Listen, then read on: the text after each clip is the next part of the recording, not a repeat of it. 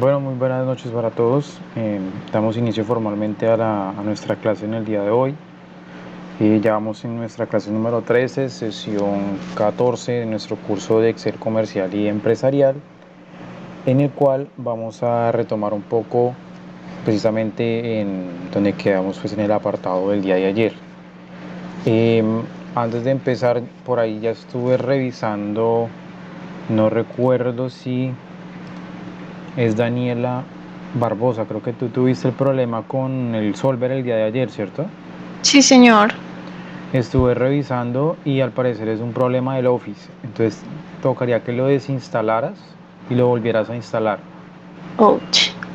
No Ok. sé, ¿sabes qué versión de Office usas? Porque por ahí vi por ahí que había un problemita Creo que con tengo 2013. de pronto puede ser por eso, porque leí también, no sé si tú usas de pronto Office 365, si lo conoces o lo has escuchado. No, no, señor, no conozco. Bueno, pues hasta donde estuve buscando, toca reinstalar el Office. Pero bueno, no hay ningún ejercicio como tal de Solver, pues por eso no hay lío. Ujú. Pero pues si quieres usar la herramienta, al parecer es que es un error ya como la versión del equipo, de que es de 64, de 32 bits y genera como un error ahí por eso. Sí. Y hasta donde puedo leer es por eso. Entonces habría que borrarlo y volver a instalarlo. Y no solamente es borrarlo y volver a instalarlo, sino borrarlo bien.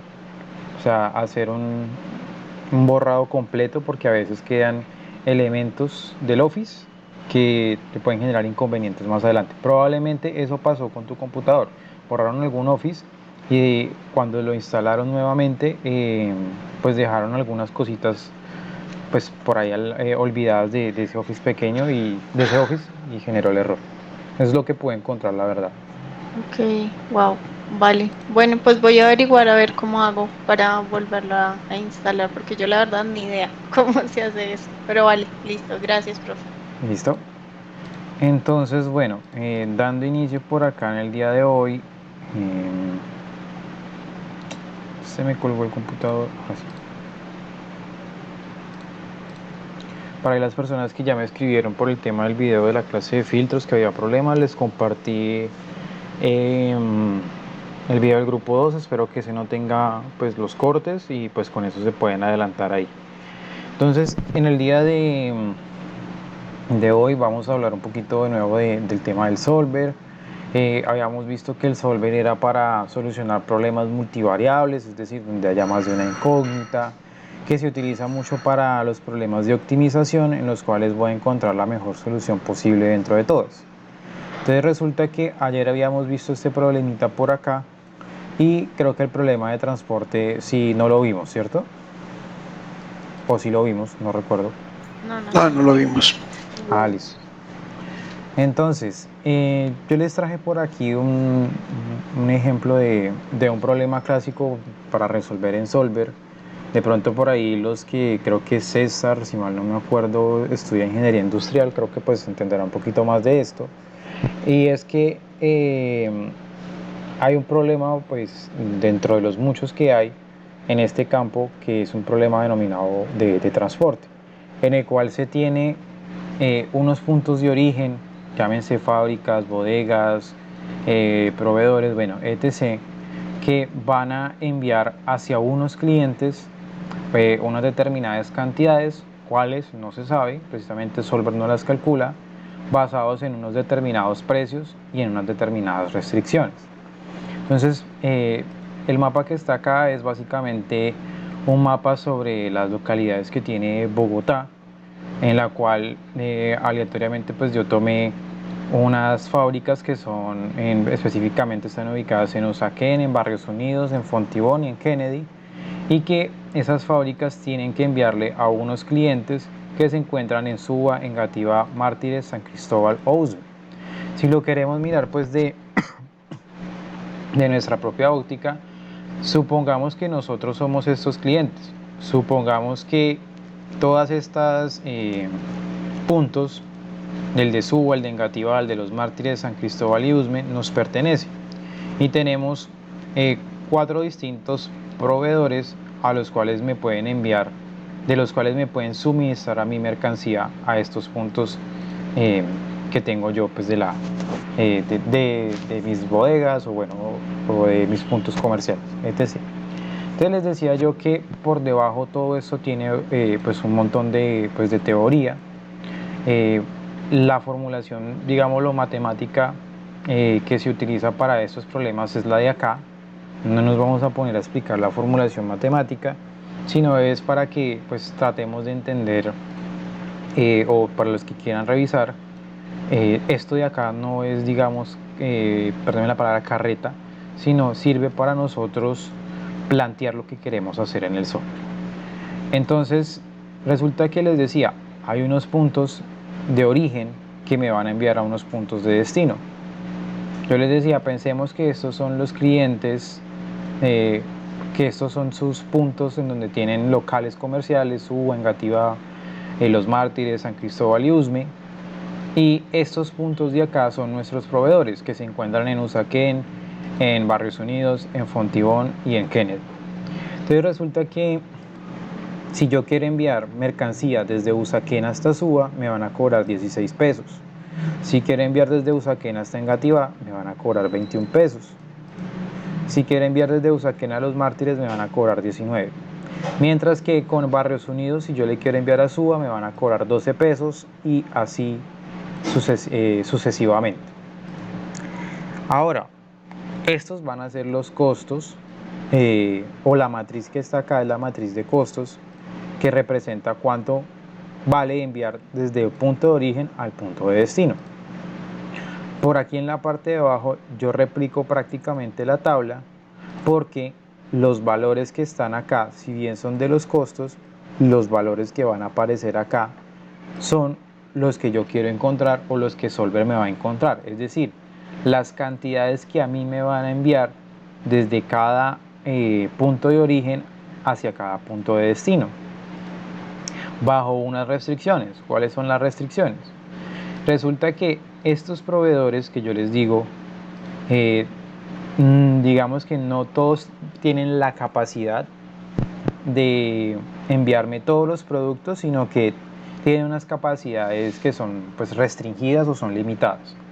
Entonces, el proveedor de Usaquén tiene en su bodega 25.000 unidades que me puede enviar a Suba o a Engativá, a Los Mártires o a San Cristóbal o a Usme. Lo mismo pasa con el del proveedor de Barrios Unidos, con el de Fontibón y con el de Kennedy. Estos son, lo que dice acá oferta, es la capacidad que tienen estos proveedores de poderme enviar mercancía. Y por aquí el que dice demanda, perdón, el que dice demanda hace referencia a de estos puntos que yo tengo, Suba, Engativá, etc., cuánto es lo que yo necesito para Suba, cuánto es lo que necesito para Engativá, para Los Mártires, para San Cristóbal y para Usme. ¿Hasta ahí es claro?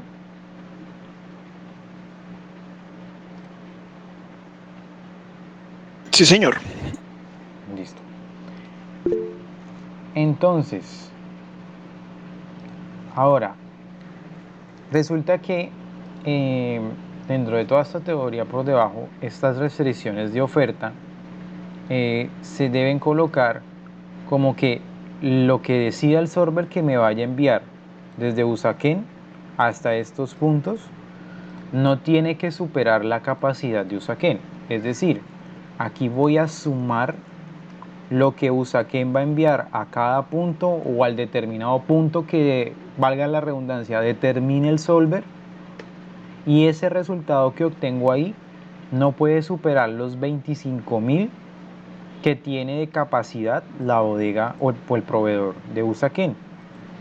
Mismo caso va a ocurrir para el de Barrios Unidos, para el de Fontibón y para el de Kennedy. ¿Por qué? Porque si ellos no tienen más que ofrecerme, no tienen más cantidades, pues no me pueden enviar más. Sería pues incoherente. Perdón. Y en el caso de las demandas, resulta que los puntos que yo tengo, lo que me envíen No sé si me lo va a enviar Usaquén, no sé si me lo va a enviar Barrios Unidos, o no sé si Usaquén me envía una parte y Barrios Unidos me envía otra. Eso no lo sé, eso me lo determina el solver. Lo importante es que la totalidad de lo que me envíen para el punto de suba, aquí me faltó la suma, perdón, la totalidad que me envíen al punto de suba tiene que ser igual a lo que yo pedí. ¿Por qué igual? Porque eh, dependiendo del problema, y como les decía, hay una teoría pues que hay por debajo de todo este tema, y uno empieza a pensar lo siguiente: si resulta que estas son mis bodegas, Suba, Engativá, Mártires, San Cristóbal, y mi bodega de Suba no tiene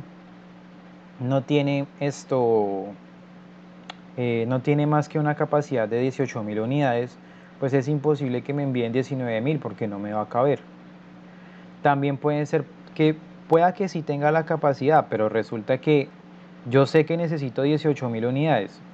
No voy a recibir 19.000 porque esas 1.000 unidades me generan a mí un costo para guardarlas. También puede ser porque estos son productos perecederos y si me envían 1.000 unidades más, pues va a ser más difícil el control y puede que se me desperdicie pues el tema de la mercancía. Entonces, estos valores de acá deben ser iguales. La demanda debe ser igual por las razones que pues acabo de mencionar. ¿Hasta ahí es claro? Sí, sí, señor. Listo. Ahora, resulta que el objetivo de hacer todo esto, es decir, de determinar estas cantidades, es saber cuánto es el menor precio que yo puedo lograr pues de esta operación en la cual voy a hacer unos envíos a unos destinos. Si el problema implica costos, normalmente hablamos de minimizar. Pero antes de irnos al solver, ustedes recuerdan cuál era la función que me podía permitir multiplicar esto contra esto y que me diera inmediatamente el resultado. Suma producto. Suma producto. Porque suma producto me va a tomar la matriz de costos, punto y coma, y me va a multiplicar por la matriz de los celdas cambiantes, de los valores que me va a dar solver, y le voy a decir enter y eso me va a dar un resultado. De manera que si por aquí me coloca, por ejemplo, 1000, entonces va a multiplicar 16 por 1000, por aquí me colocó 20.000, más 21 por 20.000 y así sucesivamente. ¿Hasta ahí vamos bien?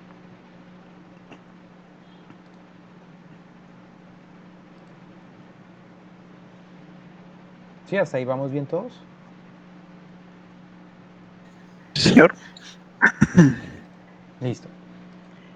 Entonces, retomando por acá.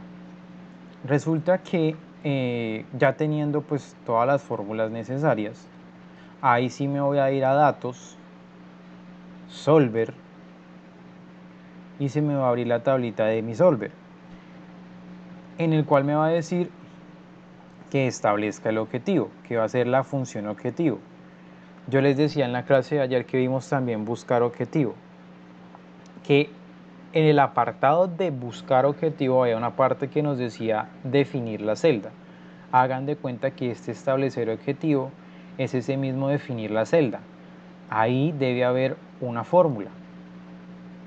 Selecciones establecer objetivo y como yo estoy hablando de un problema de costos, es decir, de cuánto me va a costar mandar, cuánto me va a costar toda la operación para llenar mis bodegas. Yo lo que busco es que eso que me vaya a costar sea lo más barato posible, por lo cual le digo minimizar. Cambiando qué celdas, las celdas que yo voy a determinar cuáles son pues esas cantidades que me va a enviar precisamente. Sujeto a qué restricciones. Le voy a decir agregar y las restricciones hay tanto de oferta como de demanda, que son que la restricción, o bueno, que la suma de lo que envíe cada proveedor no puede superar, es decir, debe ser menor o igual a la capacidad que precisamente me tiene cada proveedor. y le doy agregar y esta restricción ya me quedó. Ahora voy a colocar la otra. ¿Cuál es la otra? La otra va a ser que el total de lo que me envíen a los puntos sea igual a lo que pido o a la solicitud o al requerimiento que yo realizo. Y le digo aceptar y aquí me quedan las dos restricciones. Parece ser que se me volvió a ir acá un tema de unos nombres, referencia de celda, esta de acá. ¿A todos les aparece también eso? Solver RHS.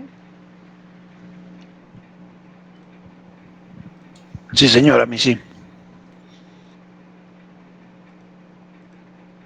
Ok, entonces hagamos lo siguiente para no enredarnos. Por acá dice fórmulas, administrador de nombres.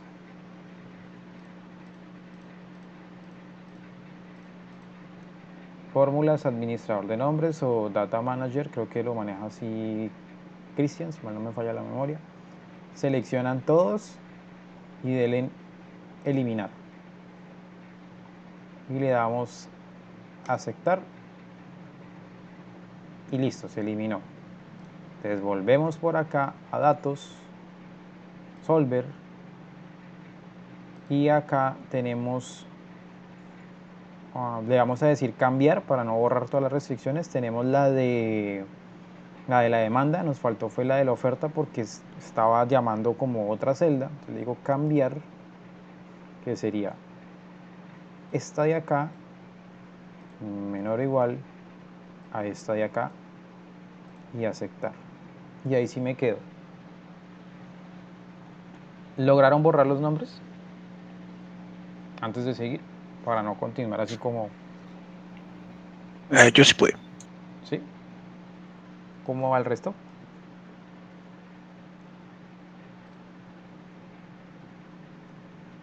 Profe, la verdad yo estoy un poco perdido desde que empezó a utilizar el solver. Ah, ok. Desde que empecé a utilizar el solver, ¿desde que lo abrí o desde el problema? Desde que lo abrió. Ah, ok. Entonces, ¿dónde lo abro? Ya tiene el solver, usted tiene que ir a datos y en el apartado de acá debe decir solver. ¿El solver sí lo tiene, Juan Alberto? Sí, ya descargué el complemento. Y ya lo pudo abrir, ¿sí? Sí, Ah, listo. Entonces vuelvo por acá. Establecer objetivo es la función objetivo. ¿Qué es lo que quiero hacer con ese problema de transporte? Quiero saber cuánto me va a costar. Entonces, ¿en dónde coloqué la fórmula de cuánto va a costar? En la O19. Como es un costo, o sea, como yo voy a pagar por eso, pues yo busco que ese pago sea lo más pequeño posible y le digo minimizar. ¿Qué celdas son las que voy a cambiar? Son las que están aquí en amarillo, porque eso es lo que me va a, es lo que me va a decir Solver de lo que me van a enviar mis proveedores a mis bodegas. O cuál debe ser la combinación óptima para yo pedirle a sus proveedores que me envíen a mis bodegas. ¿Hasta ahí vamos bien? sí, señor. Listo. Las restricciones, ¿cuáles son? Yo le digo acá agregar y le digo que lo que me van a enviar en cada punto, perdón, lo que me envía cada proveedor no puede ser mayor o en otras palabras es menor o igual que la capacidad que tienen esos proveedores.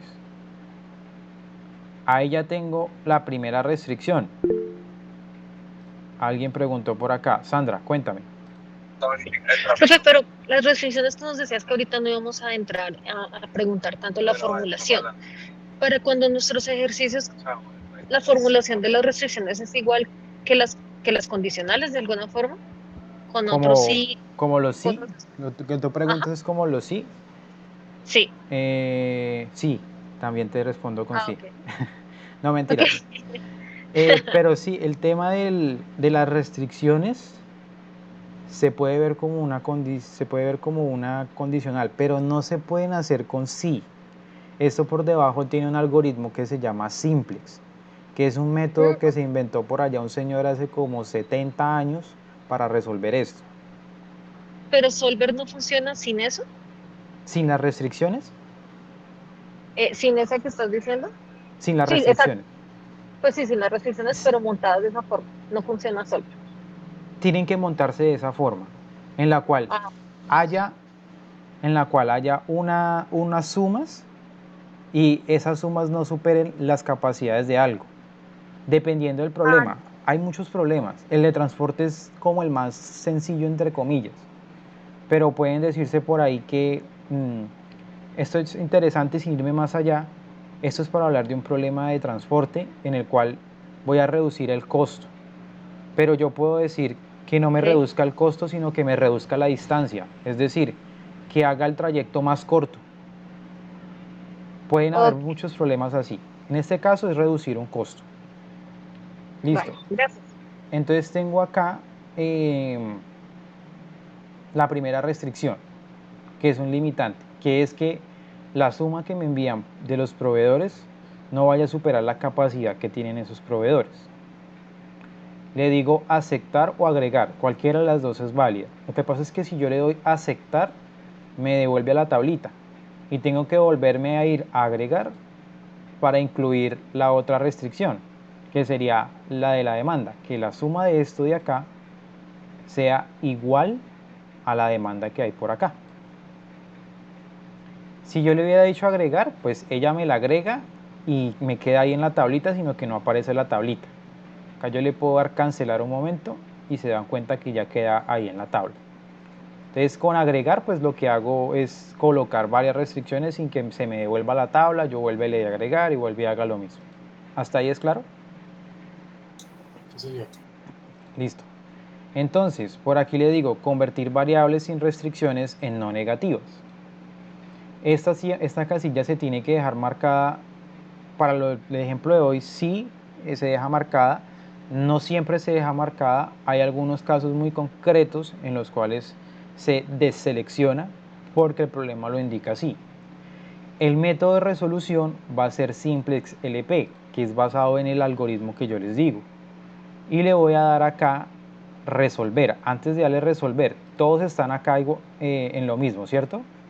Todos ya colocaron esto. Sí, señor. Sí, señor.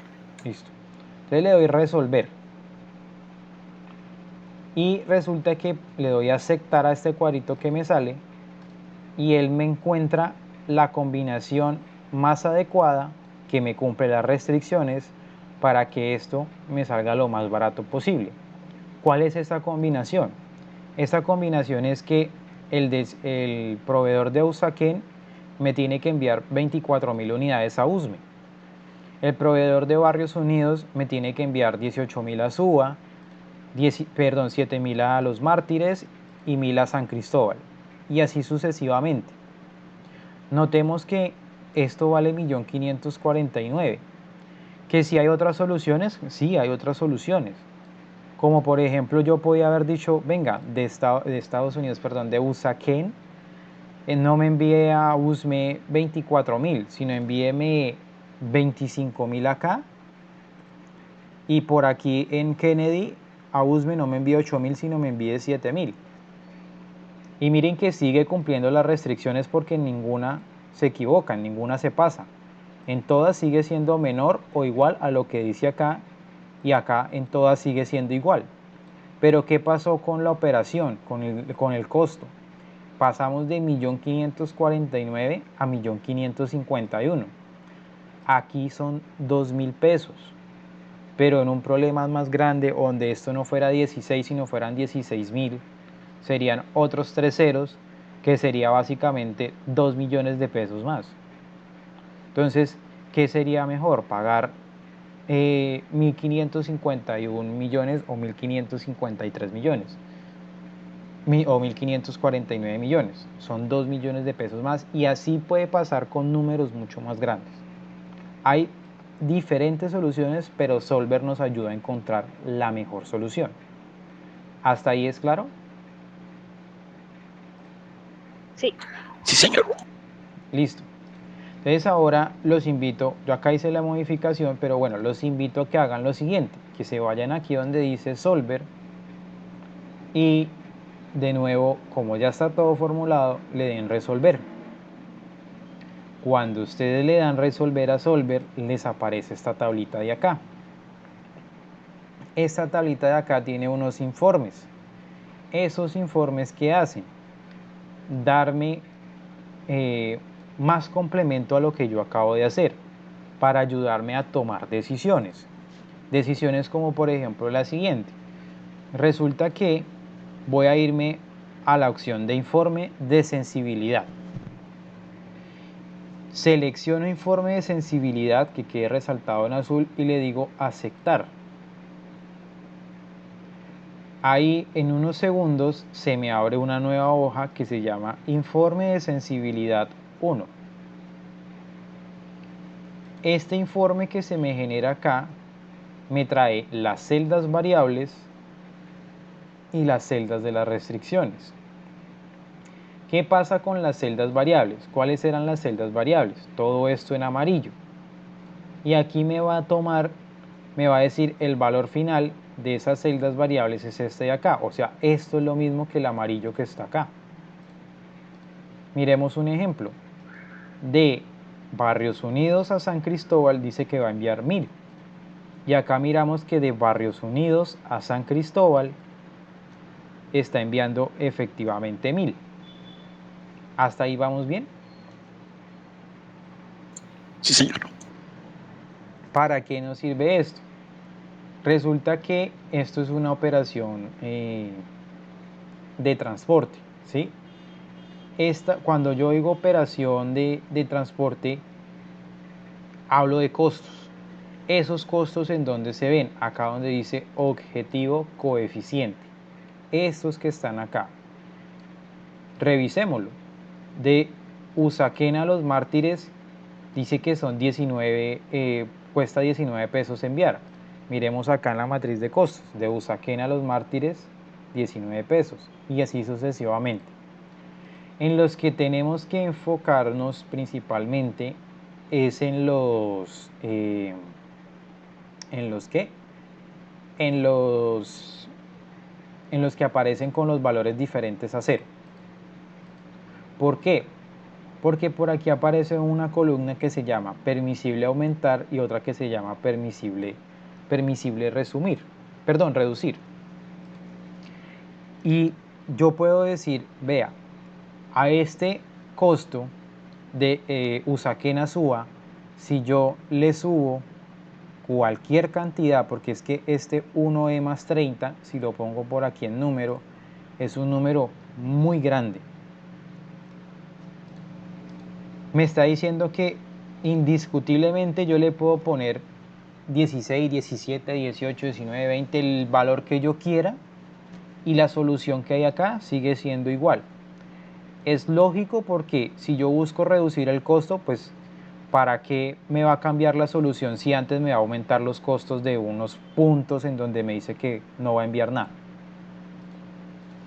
En el permisible reducir, yo tomo el objetivo coeficiente, que es el costo de enviar de Usaquén a Suba, y le digo que le resto ese permisible reducir 4, me da un 12.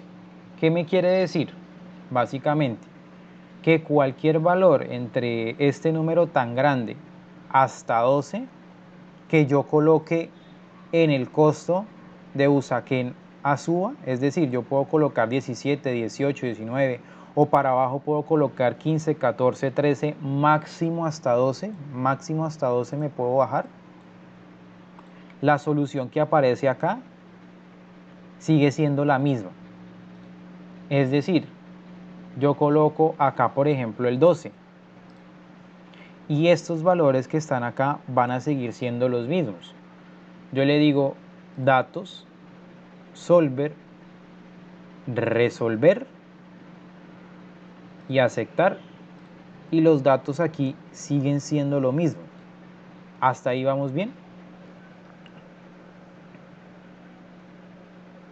Sí, sí, señor. No es porque lo tengan que hacer, sino es para que vean que nos ofrece ese informe de sensibilidad. Resulta que como yo le dije que hasta 12 podía bajar el costo de Usaquén a Suba, y esto no me va a cambiar, estos valores de amarillos no me van a cambiar. Si yo le cambio esto a 11, ahí sí los valores me deben cambiar. ¿Por cuáles? No sé. Yo le cambio aquí el 11, le digo solver y le digo resolver y le doy aceptar, y ahí me cambió la solución. Mírense que originalmente de Usaquén a Suba me había dicho no envíe nada, envíe 0. Con esa reducción en el costo de 11 pesos, me puede, ahora Usaquén es el que me envía a Suba. Y nos permite servir para negociar, porque, por ejemplo, nos dicen, no, él llega al proveedor de Usaquén y le dice, venga, déjeme, yo le envío a Suba. Y yo le digo, no, es que por el precio que usted me ofrece no me es viable. Entonces, ¿cómo hago? Me dice el proveedor, y bueno, ¿y qué podría hacer o qué propuesta le ofrezco para que usted me compre a mí para enviarle a Suba? Entonces, ustedes le pueden decir, bueno, yo ya hice el solver y digo, si usted me vende, si usted me dice que el costo va a ser menor a 12, entonces ahí sí, o sea, si usted me pone un precio de 11 del envío, ahí sí yo le puedo comprar. ¿Cuánto? No sé, dependiendo de lo que me calcule a mí el solver. ¿Hasta ahí es claro? Sí, señor. Listo. Por aquí hay uno que dice temas de las restricciones. Resulta que estas restricciones que están acá, que dice total de Suba, Engativá, Los Mártires, San Cristóbal y Usme, estas de acá, son las restricciones que hay para la demanda, o sea, para las bodegas que yo tengo. Y estas que dice Usaquén, Barrios Unidos, Fontibón y Kennedy son las restricciones que tengo para la oferta, es decir, para los proveedores que me van a enviar. Por aquí aparece un concepto que se llama precio sombra. Ese precio sombra lo que traduce básicamente es que si yo hago un aumento o una reducción de una unidad en la restricción, por cada unidad de aumento de reducción me va o a aumentar 12 o a disminuir 12, y así sucesivamente. ¿Qué es eso básicamente? Resulta que por aquí tengo el permisible aumentar y reducir. Voy a dejar por acá, aquí está un 16 originalmente, le voy a dar datos solver y voy a dejar el problema como estaba en principio. Resulta que en la parte de acá me dice lo siguiente. Me dice, bueno, si la bodega, si el punto que yo tengo de Suba, necesito 18.000, pero yo digo no, en vez de necesitar 18.000, puedo necesitar hasta 32.000, o en vez de necesitar 18.000, puedo reducirme hasta 0. Por cada unidad que yo aumente, son 12 pesos que se me aumenta a este valor de la función objetivo. Es decir, si yo en vez de poner 18.000 le voy a poner 17.000, o sea, 18.000 menos 17.000, ¿qué pasa? Me redujo 1.000 unidades. Si se me reducieron 1.000 unidades, como hay un precio sombra, la reducción de esas 1.000 unidades me representa una reducción de 12.000 pesos en esta función objetivo. Es decir, 1.549.000 menos 12.000 me va a dar 1.537.000. ¿En qué caso? En el caso en que yo le dijera que la demanda no sea 18.000, sino pase a ser 17.000 acá. Entonces yo le pongo acá el 17.000 y le digo solver, está todo formulado, resolver, y le doy aceptar, y aquí me aparece efectivamente 1.537.000. Resulta que Esto para el tema de un problema de costos nos puede servir para un problema en el cual tengamos una ganancia. Podemos decir, uy, yo me puedo subir hasta tanto y resulta que si me subo hasta tanto, me va a aumentar la ganancia en tanto por cada unidad que yo venda. O me va a disminuir en tanto por cada unidad que venda de venda de más. Entonces sirve para tomar decisiones como no vendamos más de este, procuramos vender más de este y así sucesivamente. Hasta ahí es claro y se entiende qué nos arroja o para qué nos sirve el Solver, qué nos complementa con estos informes de sensibilidad, no porque tengan que hacerlo, sino porque es una herramienta que sirve para tomar decisiones, pero que pues debe ir complementada un poquito con esta parte teórica. ¿Hasta ahí es claro? Sí, sí, señor. Sí, listo. Bueno, no sé, ¿qué les parece de pronto la herramienta esta del Solver? No sé qué opinión tengan de pronto. Hago la pregunta pues no más generalizada porque pues es algo que utilizo mucho.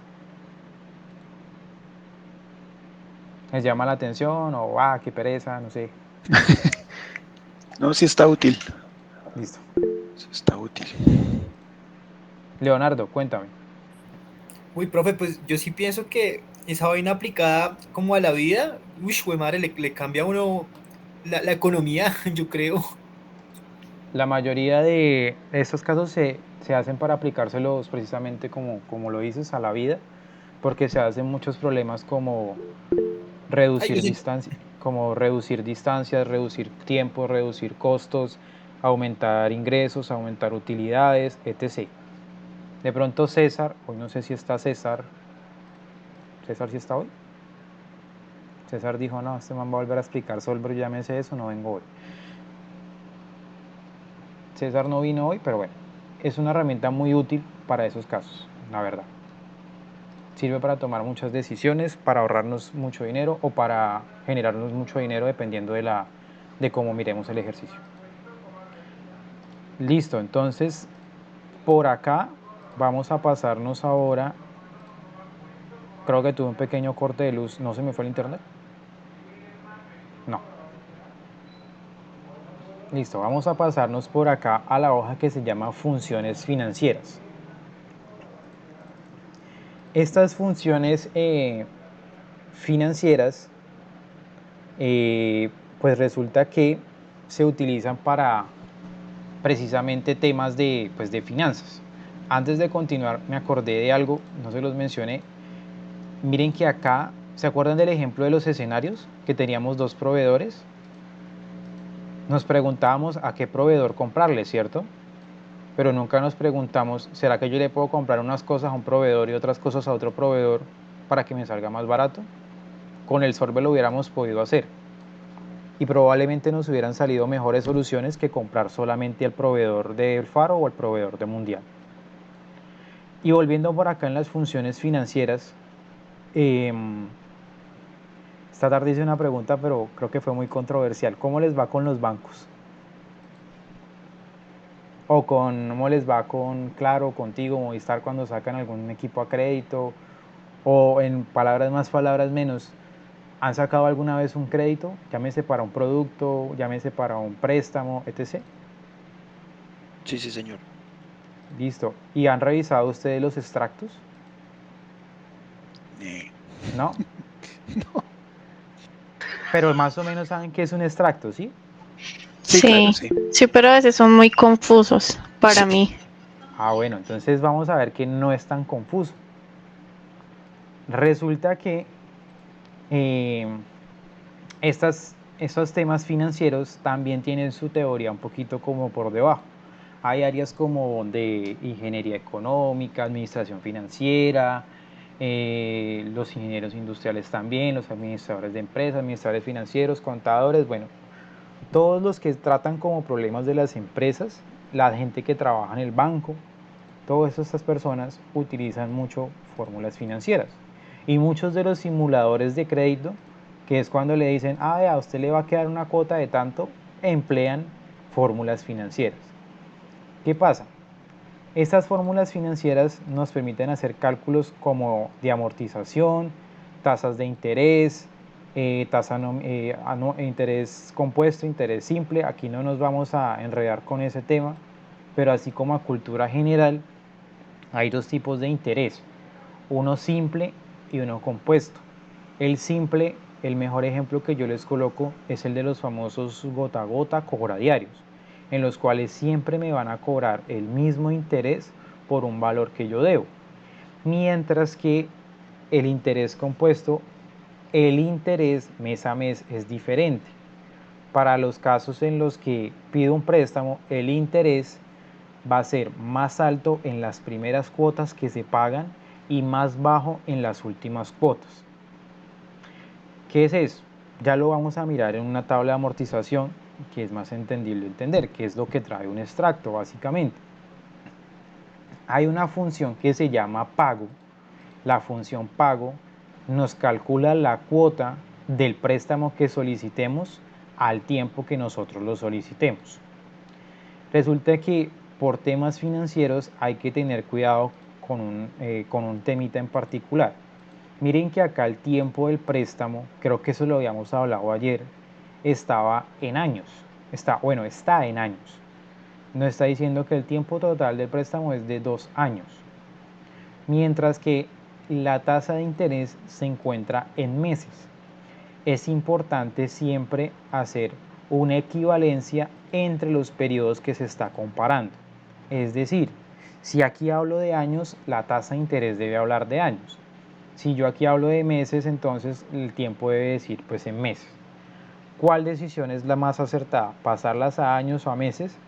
Para el caso de las entidades financieras, la mejor decisión, o el caso en que se habla de interés compuesto, que es la que usan todos estos bancos, etc., lo mejor que podemos hacer es pasar esta tasa, este periodo del préstamo que está en años a la periodicidad, es decir, al mes, porque está en meses, la tasa de interés que se nos está generando. Es decir, si yo tengo 2 años, pues cada año tiene 12 meses.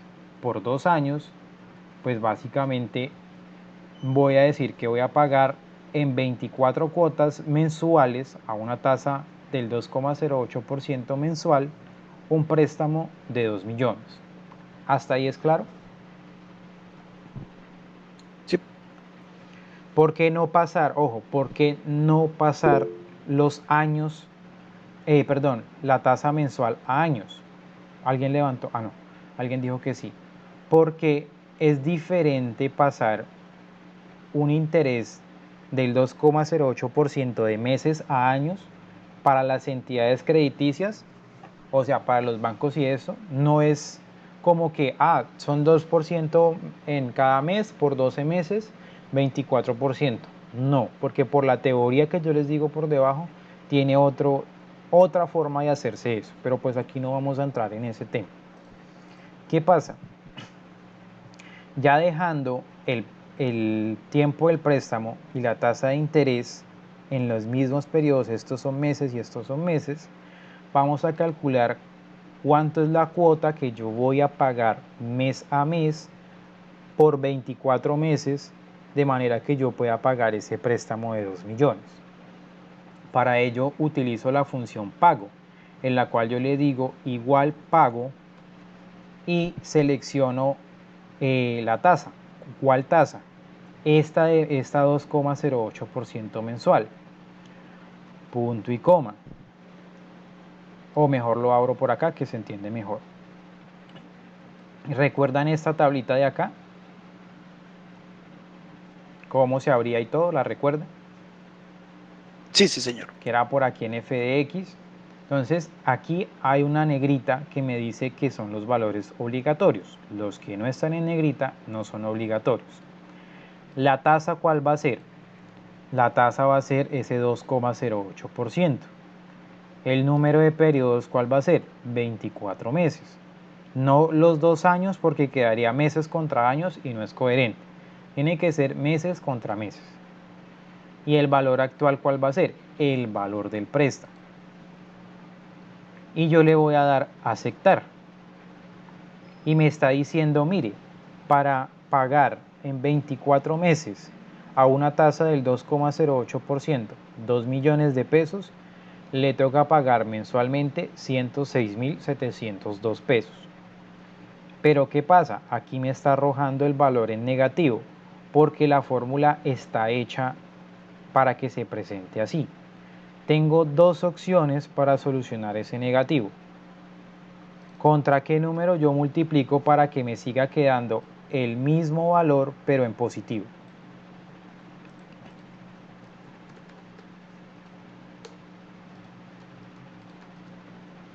¿Contra qué número multiplicaría?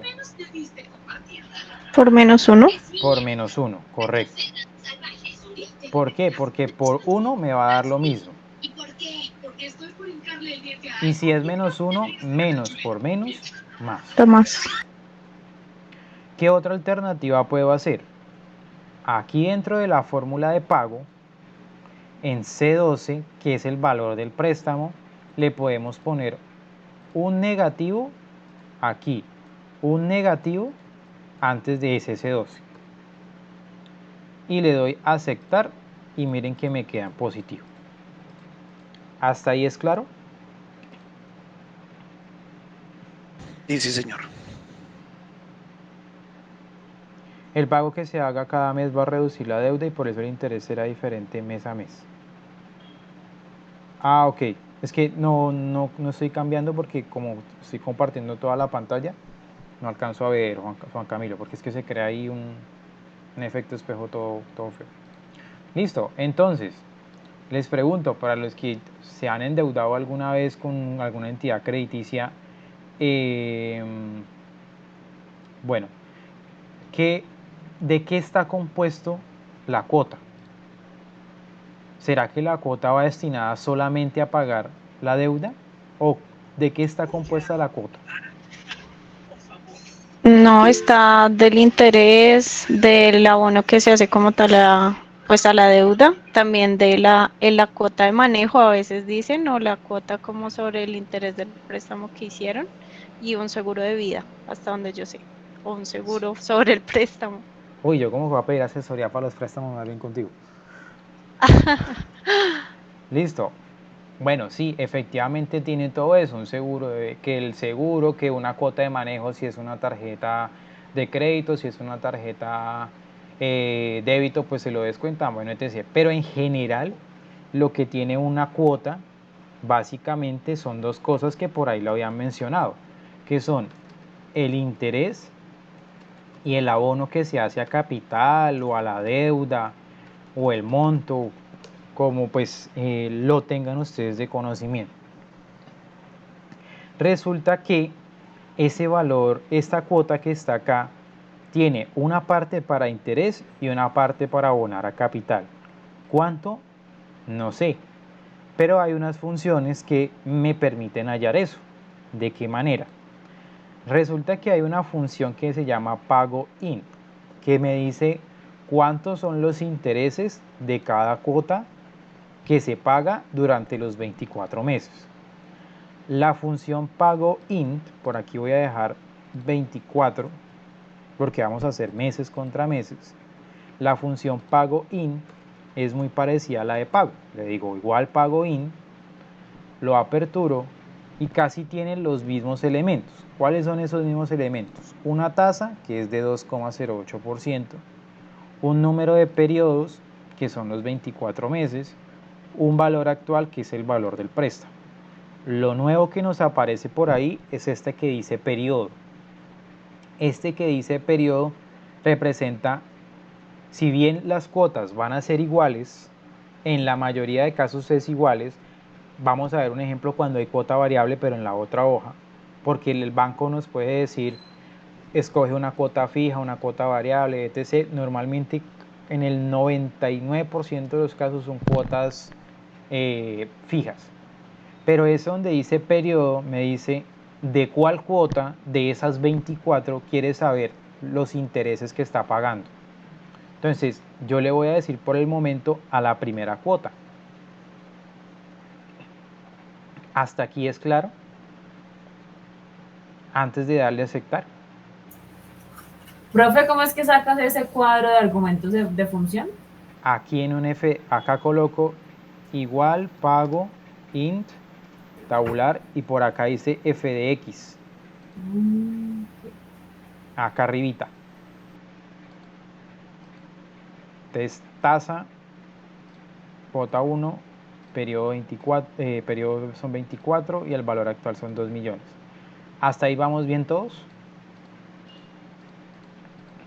Sí, señor. Y le damos aceptar. De nuevo me aparece aquí en negativo. Hago lo mismo, por -1 o adentro le coloco en el valor del préstamo un negativo antes. ¿Qué me está diciendo a mí?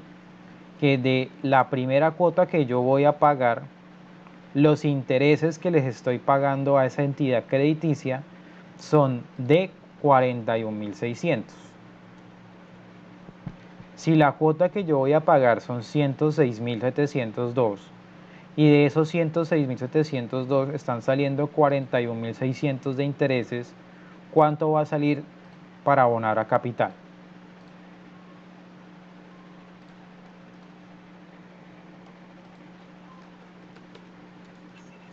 Como 65.000 aproximadamente. ¿Cómo llegaste a esa conclusión? Pues restando del valor de la cuota total, el valor de que se van a intereses. Exactamente. Entonces, la cuota tiene intereses más capital. Por ahí alguien lo decía.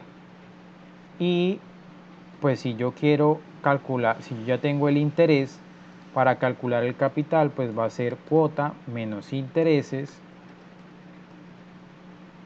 va a ser igual al capital. Entonces, la cuota menos los intereses es igual al capital. ¿Hasta ahí estamos claros todos? Sí, señor. Ahora, resulta que eso lo puedo hacer con esto, pero también Excel tiene una fórmula que me dice cuánto es el abono a capital de la cuota que yo elija. Resulta que por acá esa función se llama pago prim. Esa función pago prim es idéntica a pago int, con la diferencia de que lo que me va a arrojar es el abono al capital. La tasa sigue siendo la del 2,08. El periodo va a ser la primera cuota, periodo hace referencia a la cuota, número de periodos 24, no lo seleccioné pero ahorita lo coloco acá, y el valor actual va a ser los 2 millones que solicité de préstamo y le digo aceptar. Acá coloco el 24 y ya me debe haber arrojado la solución. Miren que aquí está en negativo, de nuevo lo paso acá positivo por -1. Esos 65.102,91 coinciden con esto que acabamos de hacer acá. ¿Hasta aquí vamos bien? Sí, sí, señor. ¿Para todos es claro?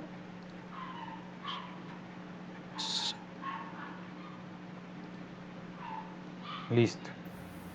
Entonces, ya habiendo visto esto, pasémonos a la hoja que se llama ejercicio de amortización.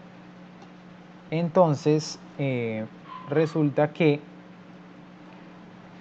una de las diferentes metodologías que tienen las entidades crediticias es decir, bueno, pague una cuota fija o pague una cuota variable, o me pueden decir también pague un interés fijo, etc. Hay varias opciones. La más común es la de cuota fija.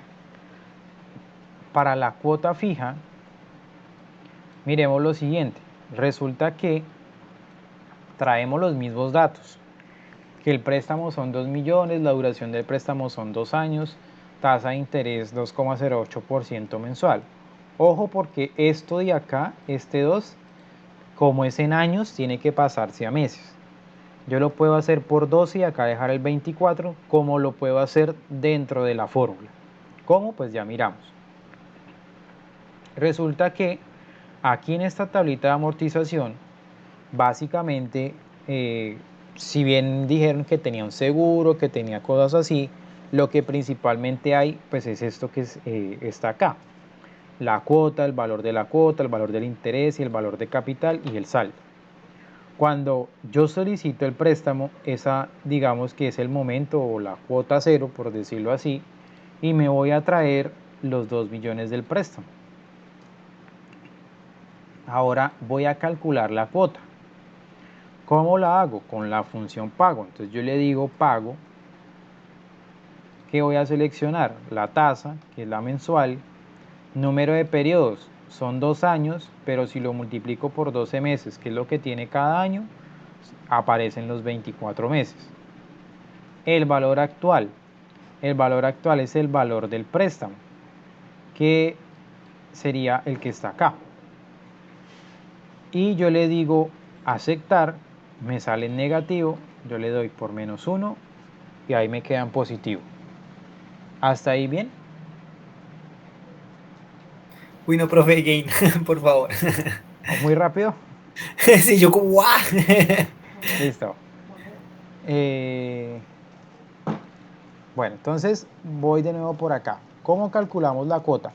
Como lo hicimos precisamente hace un momento, en la cual utilizamos la función pago. Es decir, igual pago, abro paréntesis, yo por aquí selecciono esa tablita para verlo y le digo, ¿cuál es la tasa? La tasa es esta de acá. El número de periodos, la tasa está en meses.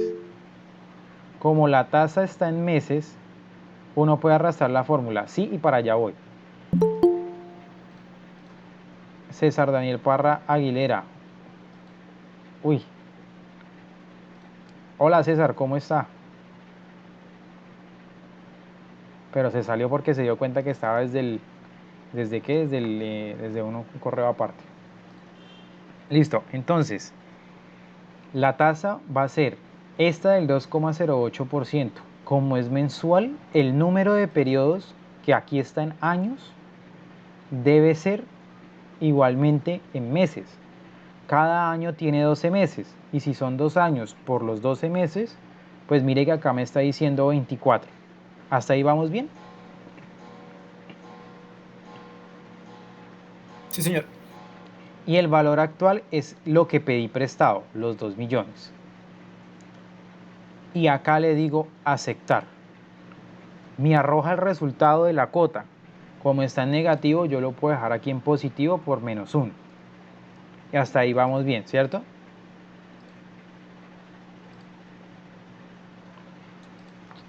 Sí, señor. Por ahí nos dijo Jorge, creo que fue, que si podíamos arrastrar la fórmula. Sí, arrastramos la fórmula. ¿Qué pasa con la fórmula? ¿Qué creen que falla ahí en el arrastrado de la fórmula?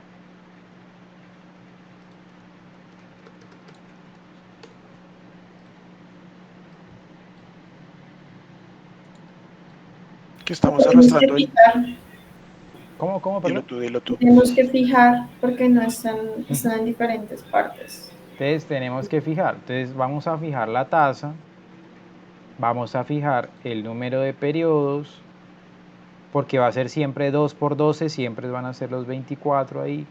Y vamos a fijar también el valor actual, porque vamos a calcular la cuota, y la cuota va a ser igual para los 24 meses. ¿Hasta ahí vamos bien? O sea, fijamos todo para que la cuota fuera igual en los 24 meses. ¿Hasta ahí vamos bien? Sí, señor. Listo. Ahora, resulta que el interés, ¿cuál era la función que utilizábamos para calcular el interés? La de pago INT. Pago INT. Igual pago INT. Aquí abro la tablita y me va a decir, le voy a decir, mire, la tasa ¿cuál es? La tasa que ya sabemos cuál es. ¿Qué periodo? O sea, si estas son las cuotas, ¿qué celda debería yo tomar?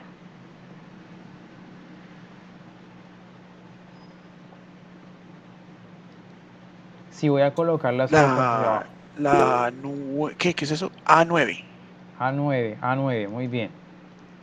A9. En el periodo, la A9. ¿Por qué? Porque cuando yo arrastre hacia abajo, va a ser la cuota 2. Y así sucesivamente cuando arrastre hacia abajo. ¿Y no deberíamos fijar la tasa? Ahora ya vamos, deberíamos fijar la tasa. Muy bien. Pensaba hacerlo pues después, pero miren que ustedes ya empiezan a tomar el ritmo de decir, ah no, vamos a fijar la tasa porque la tasa siempre va a ser el 2,08% para todas las cuotas. El número de periodos, ¿cuál va a ser? Va a ser los 2 años multiplicado por los 12 meses para que me dé 24. También voy a fijar SB4 y el valor actual va a ser el del préstamo, en el cual también voy a fijar ese valor del préstamo. ¿Hasta ahí es claro? Listo. Entonces le voy a dar aceptar, me sale en negativo, lo multiplico por -1 y por aquí arrastro y me salen todos los intereses. ¿Hasta ahí vamos bien o vamos muy rápido? Yo voy bien. ¿Podría repetirlo nuevamente, bro? Claro. Volvemos por acá. Interés. Utilizamos la función pago int. ¿Qué argumentos me pide pago int?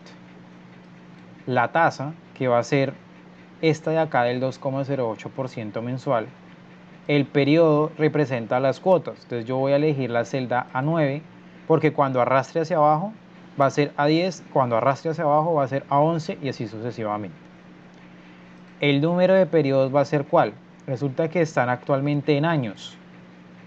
Y como yo lo quiero pasar a meses, pues van a ser por 12 meses que tiene cada año y ahí me va a sacar el número de periodos. ¿Por qué lo tengo que hacer por 12? Porque mi tasa es mensual.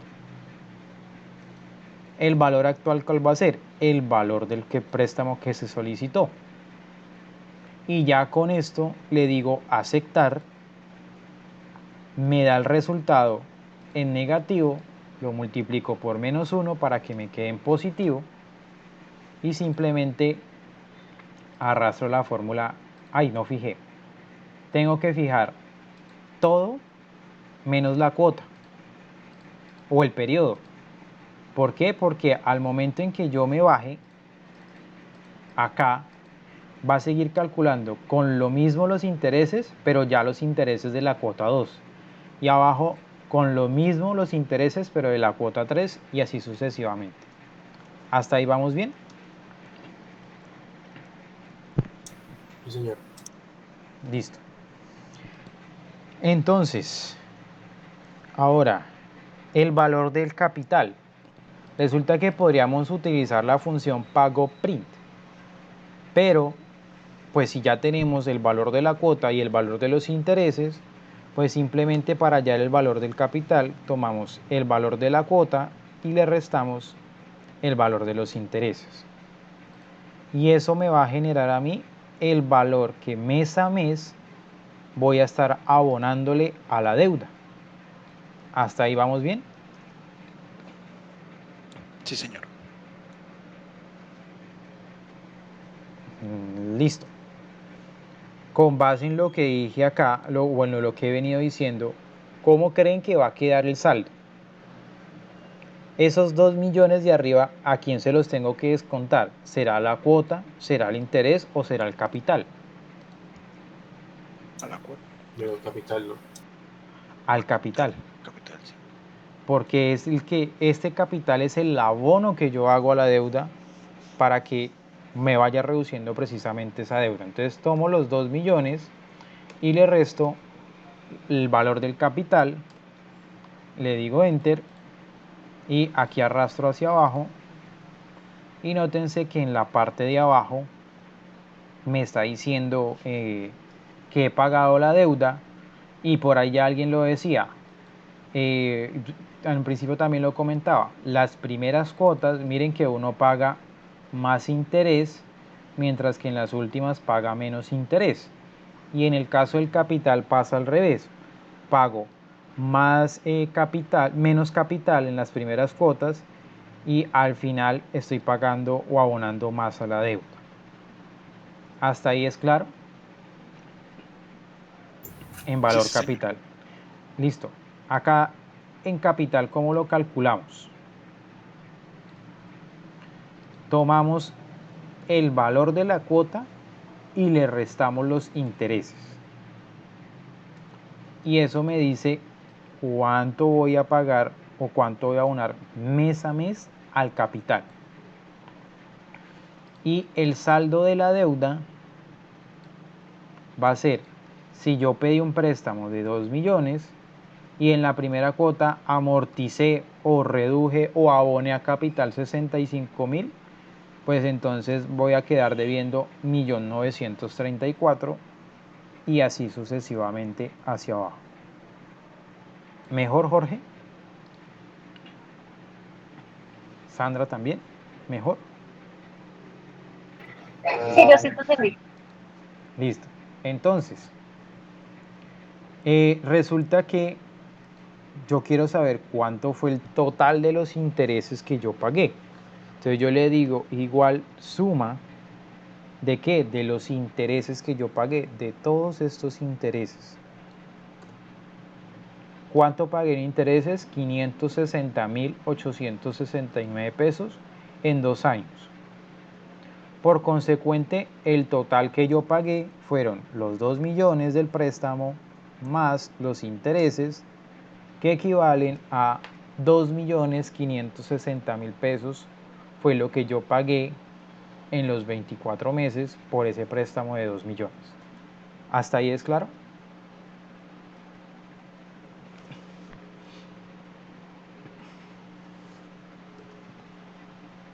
Listo. Entonces resulta que el extracto les sale algo como así. ¿Cómo se interpreta ese extracto?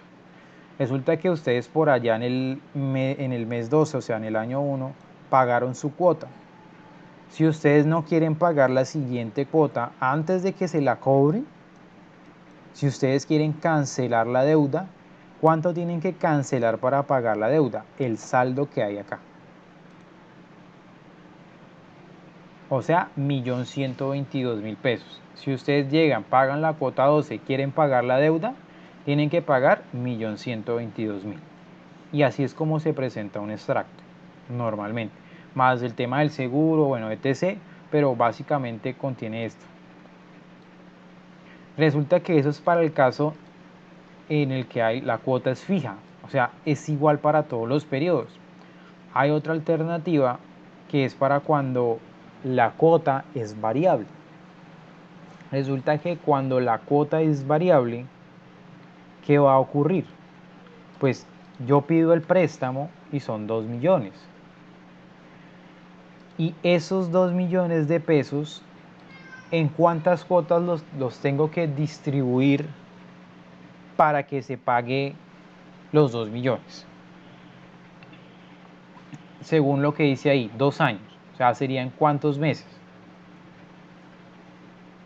24. En 24. Entonces yo podría decir, acá le digo 2 por 12. Antes de darle enter, ¿alguien cree que le hace falta algo ahí a eso?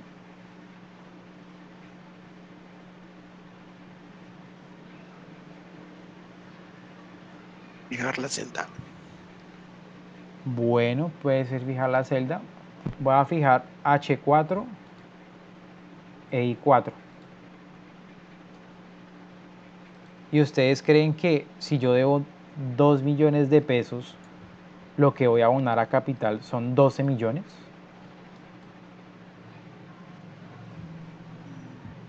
No, ¿cierto? No. ¿Ustedes recuerdan algo que vimos en una clase que se llamaba como, creo que sí lo mencioné, espero que no me esté equivocando, que se llamaba PENDAS? No. Jerarquía de operaciones. Ah, sí.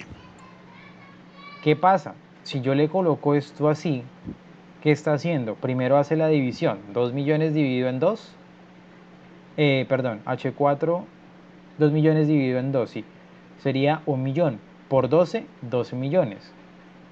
Como lo que yo quiero es que la división se efectúe por esta multiplicación, tengo que colocarle acá un paréntesis. Entonces, ojo, porque esos paréntesis me pueden cambiar todo un resultado.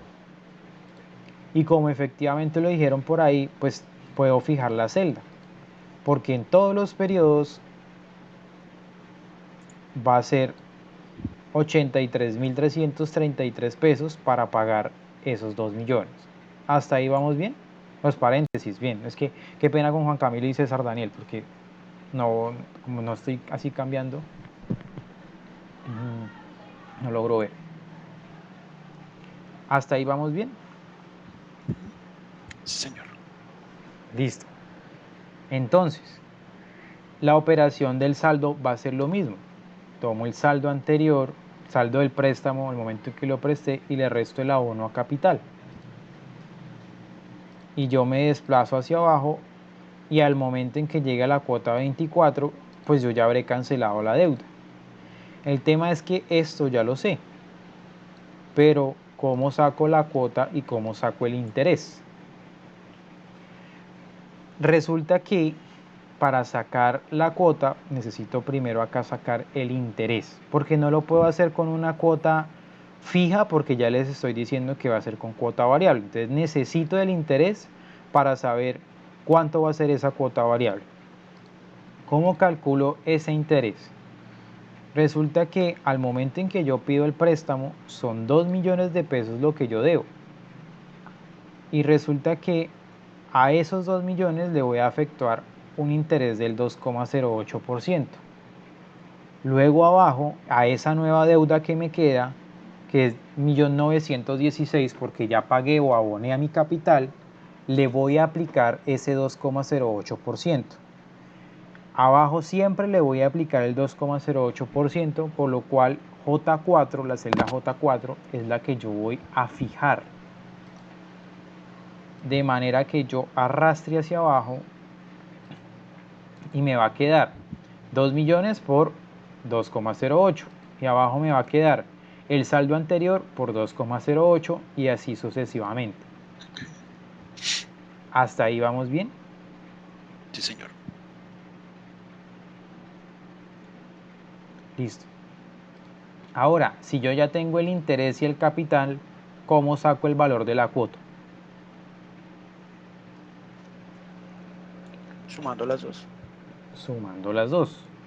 Entonces le digo a esto, le sumo esto y me da el valor de la cuota. Me desplazo hacia abajo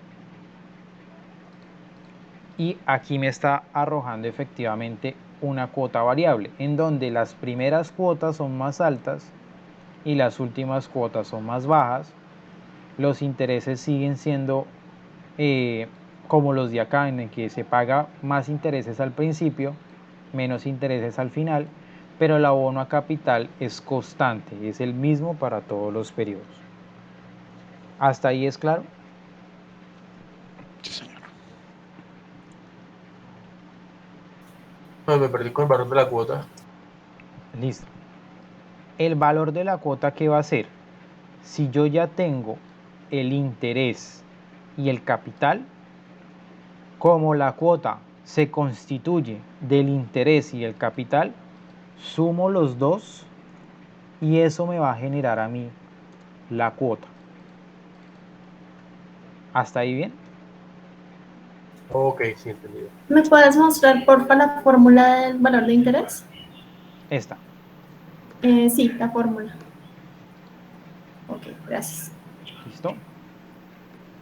Ahora, ¿cuánto es el total del interés que yo pagué? Lo mismo.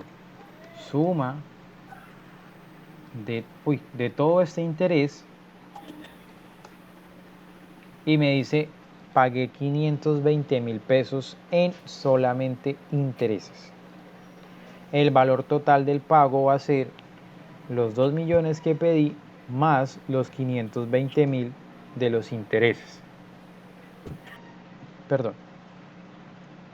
Y noten que pues para nosotros es una mejor opción que la cuota pues en teoría sea variable, porque pues también pueden decir, no, es que yo al principio no tengo cómo pagar más de ciento y pico de mil de pesos, entonces me va a quedar muy difícil. Pero por temas de intereses yo voy a pagar menos intereses con una cuota variable, pero el 99% de los créditos son con cuota fija. ¿Hasta ahí es claro y se entiende el tema de la tabla de amortización?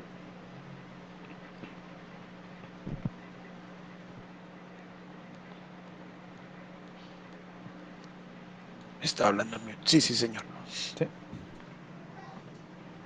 Listo. Entonces, vamos a pasarnos a la hoja que se llama funciones de búsqueda.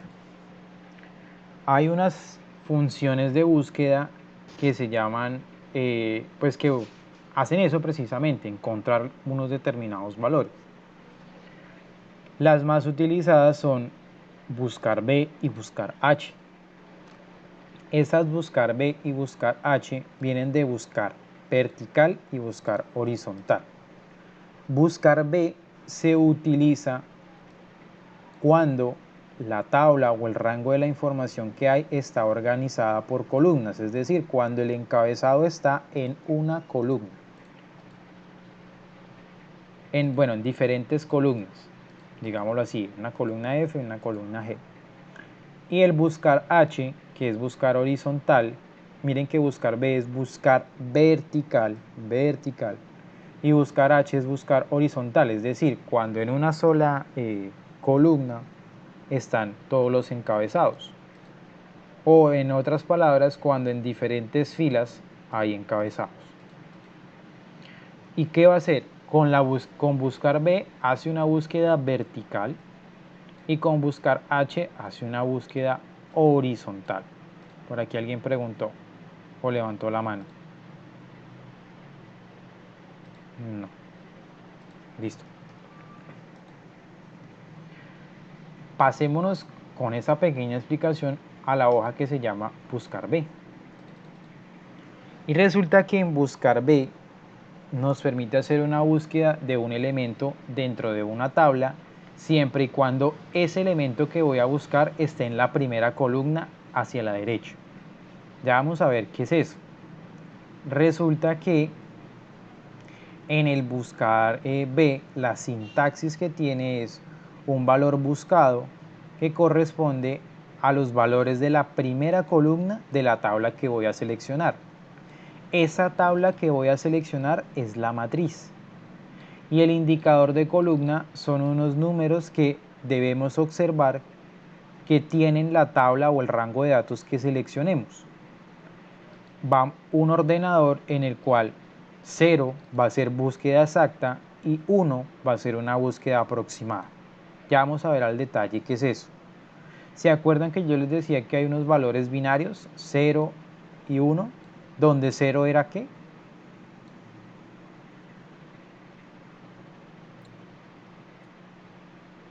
0 sería falso, ¿correcto? Y 1 sería Verdadero, sí.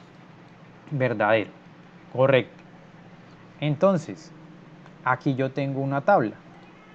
Resulta que esta tabla que está acá, toda la información que hay acá, es la matriz o la tabla, en la cual no importa si se incluye la cabecera o el encabezado o no.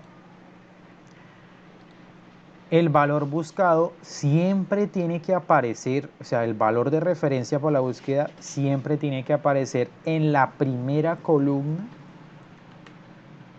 de la tabla. Y resulta que de esta tabla, si bien el encabezado de código, el encabezado de esta columna es código, el número que corresponde a esa tabla es el 1. En el nombre es el 2. En apellidos es el 3, en ciudad 4 y así sucesivamente.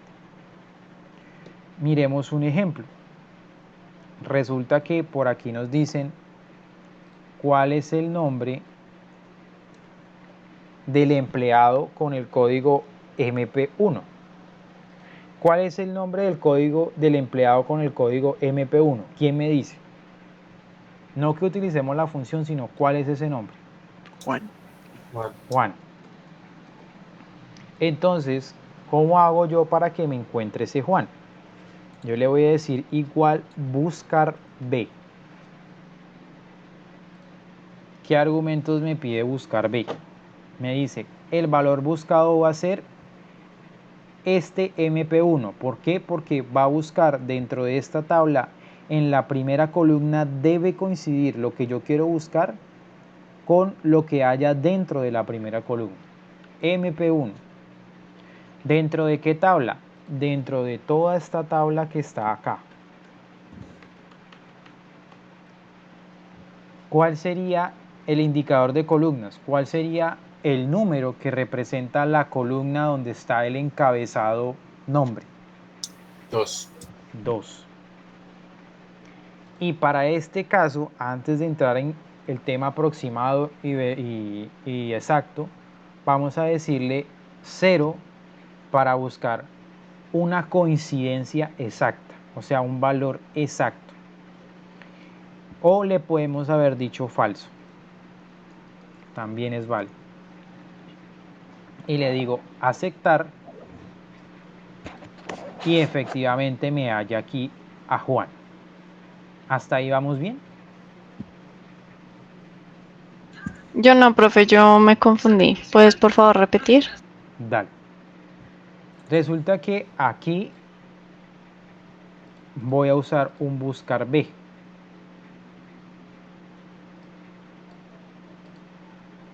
No me salió ahí, quería que me saliera ahí para mostrarles otra cosa, pero desperdicié mucho tiempo ahí. Buscar B. En buscar B me va a decir cuál es el valor que yo voy a buscar. Yo voy a buscar MP1. O realmente lo que voy a buscar es el nombre del empleado que tenga el código MP1.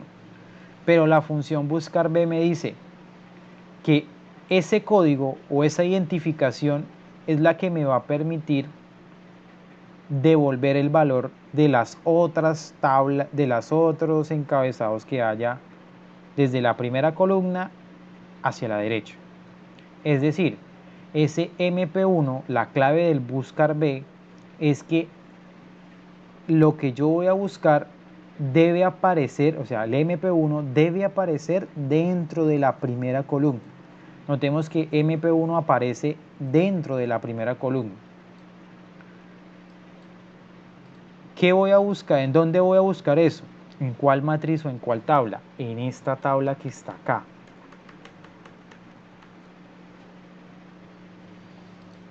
¿Qué quiero buscar yo? De ese MP1 en esa tabla el nombre del empleado. ¿En cuál encabezado se encuentra el nombre? ¿En qué columna se encuentra el nombre? ¿Será en la 3, en la 4, en la 5? No, es en la 2. Entonces le digo aquí 2. El rango o el ordenador va a ser la coincidencia que yo quiero, exacta o aproximada. Si le pongo 0, me va a dar exacta. ¿Hasta ahí es claro? Sí, sí, señor. Le doy a aceptar y ahí me arroja Juan. Veamos otro ejemplo. Resulta que me preguntan cuál es la ciudad del empleado con el código MP4. Aquí está MP4. ¿Cuál es la ciudad de ese código? Bogotá. Bogotá. Entonces, ¿cómo hago eso? Digo, igual buscar B. ¿Qué valor voy a buscar? SMP4, EMP4, perdón, punto y coma, dentro de esta tabla. Tengo que seleccionar desde acá porque la primera columna de mi tabla debe coincidir con ese valor que estoy buscando. Si yo selecciono por aquí, no me va a servir porque en esa primera columna no me va a encontrar MP4. Por eso tiene que ser la primera y es el truco del buscar B. Selecciono toda la tabla y le digo, si yo quiero buscar la ciudad, ¿cuál es el número que me representa el encabezado de ciudad?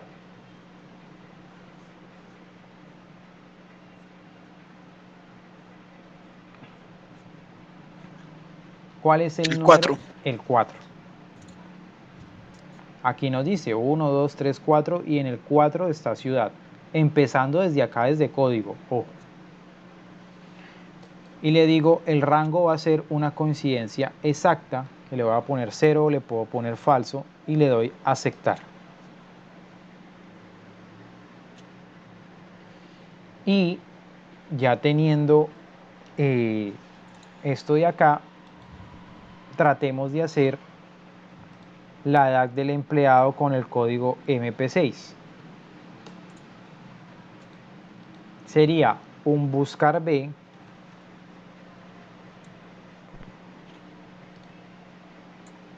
¿cuál es el valor que voy a buscar? Ese EMP6 ¿dentro de qué tabla? Dentro de esta tabla de acá.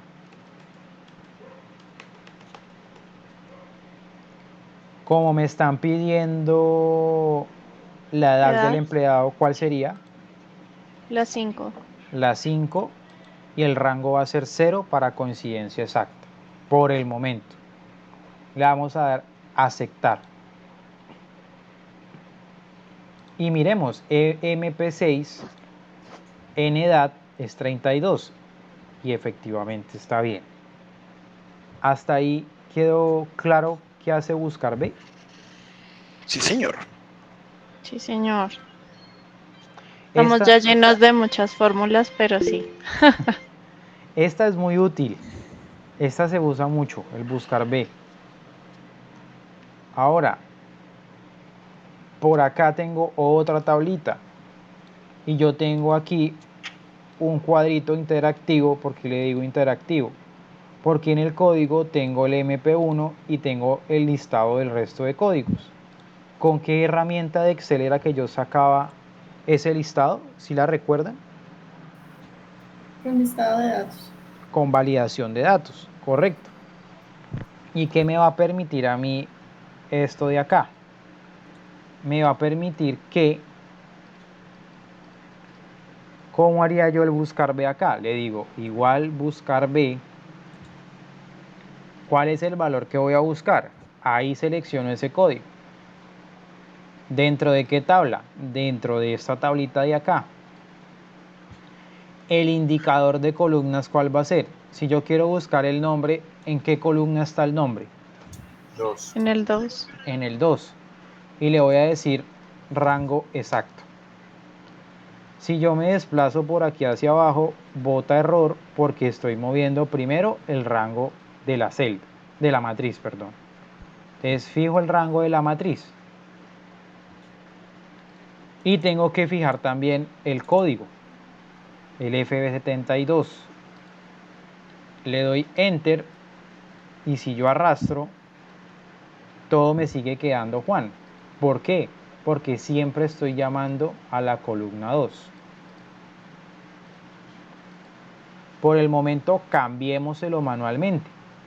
La de apellidos es la 3, la de ciudad es la 4, la de edad es la 5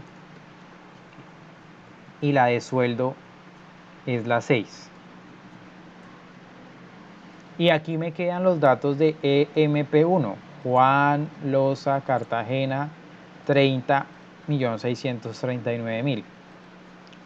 ¿Qué ventaja tiene haberlo hecho con validación de datos? Que si yo selecciono, por ejemplo, EMP4, pues como está formulada de tal manera que lo que aparezca en el código me va a aparecer, pues entonces se va a traer ahora la información de EMP4. Se va a traer Carmen, Cáceres, Bogotá, 37, 2.175.000. ¿Hasta ahí es claro? Sí, sí, señor. Listo. Normalmente la clase acaba ya. El tema es que la actividad la pensaba hacer sobre estos ejemplos, pero creo que no me dio el tiempo. Nos podemos tomar 5 minutos o modifico la actividad y pues pongo algo más sencillo. Profe, porfa, yo tengo que volver a trabajar. Dale, entonces me va a tocar para el día de hoy. No, hagamos una cosa, voy a dejar esa actividad, pero la hacen mañana, no hay lío. Para que mañana retomemos desde acá. Porque ya está pues tarde. Y empezó a llover por acá y cuando por ahí empieza a llover, se va la luz y ahí quedamos lo mismo. Entonces, la actividad por el momento pues no la vayan a realizar. Mañana miramos el tema y más bien mañana para la actividad de mañana dejamos algo súper cortico para que pues no se acumule todo y no sea como injusto. detengo la grabación